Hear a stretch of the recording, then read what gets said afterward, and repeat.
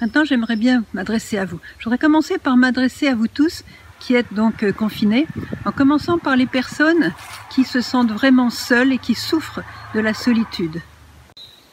Pour cela, je vais m'asseoir dans un coin qui est un des plus cachés et des plus sympathiques de la propriété. C'est ce banc où bien souvent les prêtres viennent confesser, donc ils sont isolés. Et c'est un endroit vraiment de calme, de paix, et au milieu de la nature en fait. Alors voilà, je vais m'asseoir là pour vous parler. Alors comme vous avez très souvent vu ma tête, des têtes parlantes sur l'écran, je vais vous demander de regarder simplement la beauté de cette nature au lieu de voir ma tête, et je vais vous parler j'espère à votre cœur. Voilà. Vous voyez, comme ça vous voyez où je suis. Tout d'abord, je voudrais m'adresser à toi qui es seul, mon frère, ma sœur, et qui souffre de la solitude. Bien, je voudrais te dire que dans ce temps, particulièrement ce temps de joie, de la Pâque du Seigneur, la solitude a été vaincue, puisque la solitude, c'est quand on est tout seul. Or, le Seigneur l'a bien dit qu'il serait toujours avec nous, et sa promesse est vraie. Alors, on a l'habitude quelquefois de trouver notre consolation, notre joie, notre satisfaction avec d'autres personnes, et c'est bien normal. On est fait pour être en église en quelque sorte, en famille, en église, et c'est vrai qu'être seul porte des choses difficiles. Mais je crois que le Seigneur qui tient le monde et le Seigneur qui nous conduit n'a pas fait par hasard cette possibilité d'être seul, parce que à ce moment-là, on n'a que lui. Et comme on n'a que lui, on se concentre sur lui. Et puis tout le vide de notre cœur qui ressort douloureusement, eh bien, est offert à ce moment-là à sa venue, à sa présence et surtout à sa manière de combler le cœur humain. N'oubliez pas que quand on sera au ciel, on sera comblé de lui. Et grâce au fait qu'on sera comblé de lui, on sera aussi comblé ensemble. Vous voyez, et on aura cet amour de lui les uns pour les autres. Alors c'est un moment privilégié, vous voyez, providentiel même, je dirais, pour creuser cette béance, je dirais, vous voyez, du cœur, pour que nous puissions offrir cette béance à la venue de Dieu, et à la venue de Dieu ressuscité, parce qu'il était corporellement présent, on pouvait le toucher, l'entendre, le voir, etc., ils l'ont même tué. Eh bien, maintenant, il est partout. Depuis qu'il est ressuscité, il est partout, donc il peut venir chez toi pour vraiment te visiter. Alors, ce que je te conseille, c'est de repasser un petit peu toutes tes affections, ceux qui te manquent, ceux qui ne sont plus là, ceux qui ne sont pas en ce moment avec toi, pour te tenir compagnie, pour parler, que tu entendes leur voix, mais c'est Jésus qui va prendre leur place. Et ainsi, tu te prépares à cette grande rencontre où Dieu sera tout en tous. Et maintenant, peut-être qu'il faudrait balayer tout ce bruit, toutes ces conversations inutiles, toutes ces consolations, des consolations qui ne sont pas des vraies consolations, qui ne nourrissent pas complètement le cœur, pour entrer dans la vraie consolation, la vraie présence qui ne te fera jamais défaut, qui est celle de Dieu, de la Sainte Trinité en toi. Alors, je t'invite, mon frère, ma sœur, à appeler Dieu en lui disant « Je suis seul ». Je crois que je suis seule, mais je sais que tu es là. Alors viens combler mon cœur. Je voudrais maintenant que tu sois l'époux de mon âme. C'est ma destinée. Dans l'éternité, c'est toi qui seras l'époux de mon âme. Prépare-moi à ces épousailles avec toi. Manifeste-toi à moi dans mon cœur, que je puisse vraiment sentir ta présence. Et je voudrais aussi être présente à ta présence, Seigneur. Et comme ça, on fait un peu le ménage, on balaye tout ce qui était consolation vaine et inutile, distraction même, pour entrer dans la vraie présence, et vous serez peut-être encore plus comblés que ceux qui vivent en famille aujourd'hui. Voilà, je voulais te faire ce message et j'espère qu'il portera son fruit.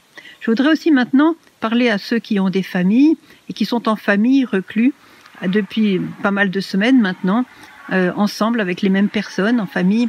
Et là aussi, c'est un moment providentiel, parce qu'un jour, nous serons tous devant le cœur de Dieu. Nous serons devant le trône de Dieu, devant la lumière de Dieu. Et je vous invite à faire comme si aujourd'hui, comme si le Seigneur allait vous reprendre ce soir. Ça, c'est le grand dada de Charles de Foucault. Il vivait chaque jour comme si le Seigneur devait venir le prendre le soir. Alors qu'est-ce qui s'est passé? C'est que chaque minute, il était là à faire de son mieux pour plaire au Seigneur. Et ne pas regretter le soir d'avoir fait ceci ou fait cela, mal fait ceci, mal fait cela, parce que c'était en quelque sorte comme sa dernière chance qu'il vivait, voyez. Alors je vous invite à faire ce pari, disons, même pour les personnes seules, pareil, hein, et en même temps à travailler, vous mettre devant le Seigneur et regarder chaque personne qui est avec vous. C'est peut-être une seule personne, peut-être plusieurs, peu importe.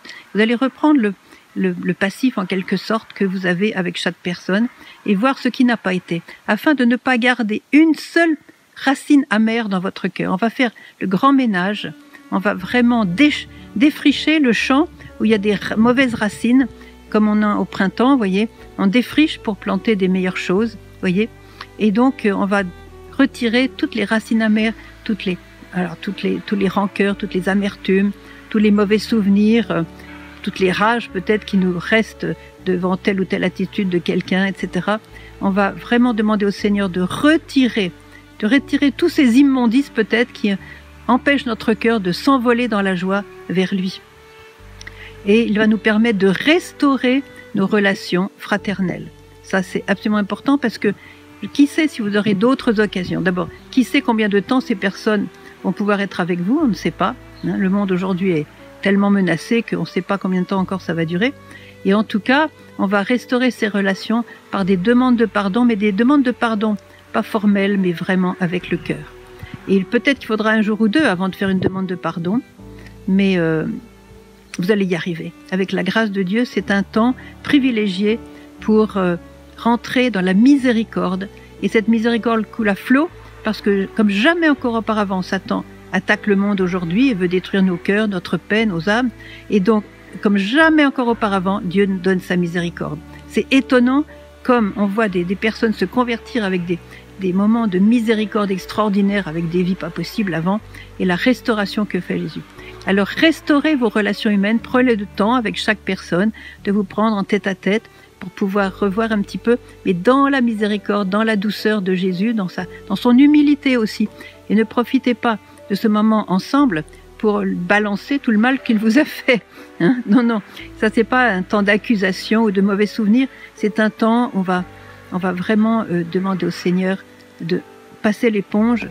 C'est une mauvaise expression de passer l'éponge parce que Dieu fait beaucoup mieux que de passer l'éponge. Il fait couler son sang sur nos âmes afin de purifier nos âmes. Alors on va laisser le sang de Jésus dans une confession très sincère. On va laisser le sang de Jésus nettoyer nos âmes. Voilà. Donc vous voyez, c'est un temps de printemps où on fait le ménage de printemps. Et quand vous sortirez de cette isolation, eh bien, vous vous aimerez beaucoup, beaucoup les uns les autres, comme Jésus nous l'a demandé.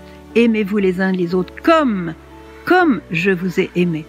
On vous reconnaîtra comme mes disciples à l'amour que vous aurez les uns pour les autres. Alors, mes chers frères et sœurs, c'est le moment. Et ceux qui sont seuls, c'est le moment aussi de revoir ce que vous avez vécu avec telle ou telle personne, peut-être votre conjoint, peut-être vos parents, peut-être vos enfants qui ne sont pas là en ce moment avec vous, de revoir un petit peu ça, quitte à leur mettre un petit mot, un petit coup de téléphone, un petit signe de votre amour pour eux. Voilà. Et que Dieu bénisse toutes vos démarches et on est avec vous pour prier. On prie intensément pour chacun de vous et on espère continuer nos vidéos tant que cela nous sera possible matériellement.